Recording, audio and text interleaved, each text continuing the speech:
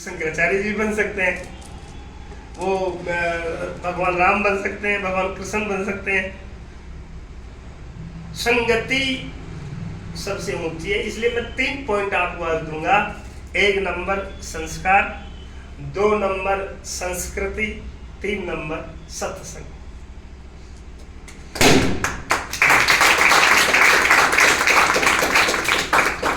1 number संस्कार। संस्कार कहते हैं जीवन को संवारना। जैसे आप लोग दुकान करते हो, आप जो लोग दुकान करते हैं वो अपनी दुकान को सजाते हैं, संवारते हैं। अपन जिस मकान में रहते हैं, होली दीपावली को हम लोग उसका सजाते हैं, उसको सर्जन करते हैं, उसका संवारते हैं। इसलिए हम मैं जिस गादी पे बैठता हूँ उसको बोलते हैं व्यास गादी। क्या बोलते हैं? व्यास गादी। और व्यास गादी का मतलब होता है संवारना,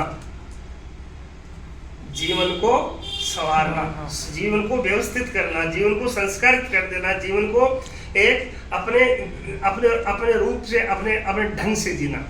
तो संस्कार के लिए सबसे पहले हमारा संस्कार स्थापना गर्भ में होता है। इसलिए सबसे पहले हमारे, आपके विज्ञान भी मानता होगा और हमारे वेदों में कहा है, सबसे पहला संस्कार है गर्भाधान संस्कार। 16 संस्कार है। इसलिए माता पिता को गर्भ में ही संस्कार ठीक से देना चाहिए बच्चे को। जैसे अभिमन्यु का एक है, आप लोगों ने सुना होगा कि सब 7 चक्री उन्होंने बनाया कौरवों ने द्रोणाचार्य कृपाचार्य की सहयोग से। तो अर्जुन जो है सिंध देश में गया हुआ था जयद्रथ का पीछा करता हुआ, और उन्होंने कहा कि भाई ये चक्र, ये 7 चक्र कौन भेदेगा? तो अभिमन्यु 16 साल के ने कहा, बोले आप चिंता मत करो दादाजी।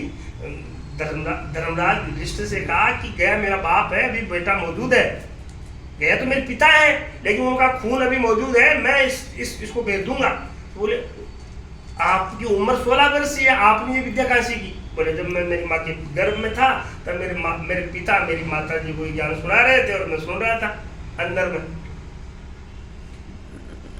इसका मतलब ये हुआ कि गर्भ में भी संस्कार पढ़ते हैं और जब मिलते हैं। और बोले जब मैं 7 चक्र भेदन कर चुका हूँ तब उस वक्त मेरी माँ को नींद आ गई, इसलिए मेरा माँ का सुनना बंद हो गया, तो मैं भी अंदर सुनना बंद हो गया और अब मैं जाऊंगा और मैं लड़ूंगा। और आप पढ़ लीजिए, इतिहास देखिए, अभिमन्यु गए हैं, उन्होंने 7 चक्र तोड़े हैं और फिर वो बाहर निकलने लगे। सब योद्धाओं ने युद्ध नीति धर्म नीति को तोड़ करके उसको धोखे से मारा।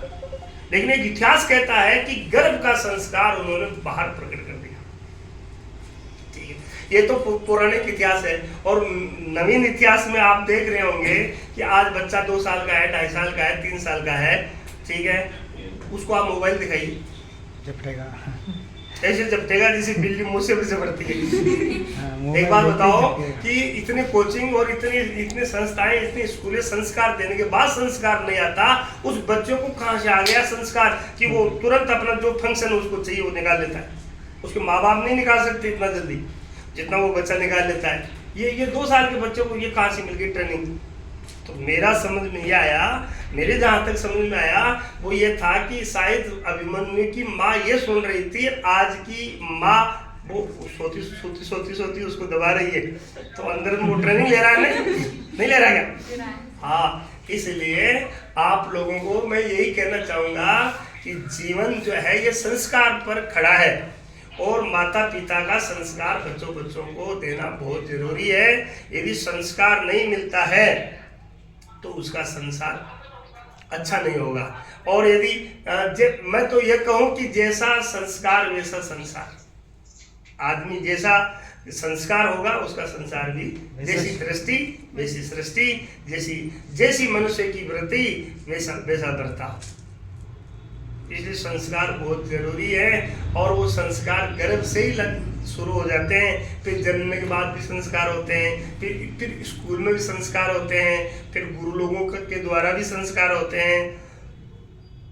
और कई संस्कारों का तो आजकल लोप हो गया, लेजिस्लेशन हो गया, वो मतलब खत्म हो गए। लेकिन कुछ जन्मजात संस्कार है, नामकरण संस्कार है, पाणी ग्रहण संस्कार, विदेशों में भी खत्म हो गया पाणी ग्रहण संस्कार भी। और लेकिन सब संस्कार खत्म हो जाओ तो भी 2 संस्कार, जन्मजात संस्कार और अग्निदाह, अग्निदाह संस्कार ये तो रहेंगे ना। तो संस्कार तो चाहे जलदाग हो, चाहे अग्निदाग हो, चाहे मिट्टी दाग हो, लेकिन संस्कार तो रहेंगे। ये संस्कार ही मनुष्य का जीवन है। तो बहुत सारे मैंने ऐसे इतिहास देखे संस्कारों के बारे में। ज़्यादा मैं आप लोगों को इसके बारे में क्या बताऊं, मैं मेरी शॉर्ट एंड स्वीट यानी गागर में सागर भर देता हूँ। ये ऐसे समझ लेना कि थोड़े में बहुत ज़्यादा आप लोग समझ जाओ। जैसे मैं कहूँ नल आ गया तो आप लोग क्या समझेंगे? हाँ। जैसे मैं कहूँ रोड बहुत चली तो आप लोग क्या समझोगे? साधन चले, ट्रैफिक चला। हाँ, उसमें रोड तो चलने का सवाल ही नहीं है, उसमें कोई गाड़ी है, मनुष्य है, पशु है, चले होंगे, ठीक है। जैसे मैं कहूँ दीपक बहुत जल गया तो आप लोग समझ गए होंगे। दीपक जलने का मतलब उजाला हो रहा है। हाँ, दीपक जलने का मतलब ये है कि जैसे इस दीपावली को आपने दीपक जलाए ना तो वो जल जाता है या अगली दीपावली को काम आता है? दीपक तो जोगा ही रहता है। दिवाली को काम आता है। हाँ, उसमें जलती क्या है? बत्ती जलती है और उसमें वो घी या तेल जलता है। इसका मतलब दीपक सुरक्षित रहता है और जलता क्या है? तेल और बत्ती, ठीक है।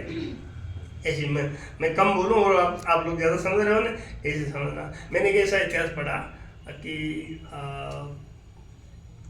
एक बच्चा है जो 7वीं कक्षा में पढ़ता है और उसके टीचर ने उसको चिट्ठी लिखी है और वो चिट्ठी ला करके अपनी माँ को देता है और मम्मी उस चिट्ठी को पढ़ करके रोने लगी।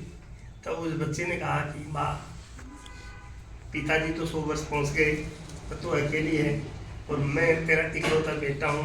गुरुजी ने चिट्ठी में क्या लिखा है जिससे कि तू देख के रो रही?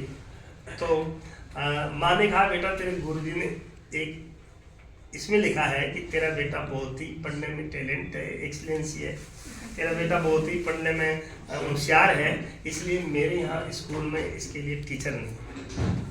इसलिए मेरा एक निवेदन है कि आप किसी अच्छे स्कूल में इसको पढ़ाइए और मेरे यहाँ इस बच्चे के दिमाग के लेवल के टीचर नहीं। तो मैं क्षमा चाहता हूँ कि कल आप बच्चे को मत भेजना। और बच्चे ने कहा फिर माँ मेरे को कौन पढ़ाएगा? तो मैं पढ़ाऊँगी बेटा, पढ़ाऊँगी। अब वो चिट्ठी तो रख दी माँ ने और वो बच्चे को संस्कार देना शुरू किया, पढ़ाना शुरू किया और वो पढ़ते पढ़ते पढ़ते दुनिया का एक सबसे बड़ा साइंटिस्ट बना जिसने ये बल्ब के अंदर क्या नाम? हाँ, धन्यवाद। मैं आपके लिए ताली बजाता हूँ।